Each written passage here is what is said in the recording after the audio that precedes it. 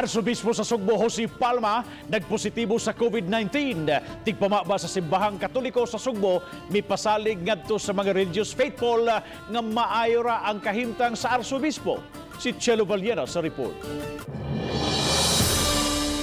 Namatikdan na nila si Arsobispo Jose Palma nga galuya.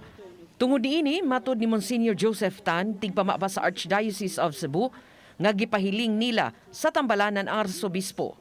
So kagahapon yung sister na yung para ospital siya niya, di mo siya dawaton sa ospital kung nili siya magpa-test. Sige pa-test, anong pagkakapilin, dawa sa resulta, positive yun. Gipasalig ditan nga layo ra sa kakuyaw si Palma nga giadmit karon sa usa ka pribadong tambalanan. Wala usab masud sa ICU ang arsobispo. Hangyo lang ni Tan sa mga Subuanon nga iampo ang arsobispo alang sa dinalian niyang kaayuhan. Kaya ito gingon nga stable ang kahintang na Bishop Turabuyag,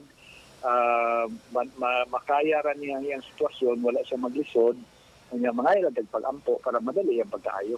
Samtang mamahimong ipaswab test ang mga kauban sa balay ni Palma kung magpakita man sila og mga simptoma. Apan alang sawa, mamahimong ipaswab test sila 5 kaadlaw gikan sa pagkapositibo sa arsobispo.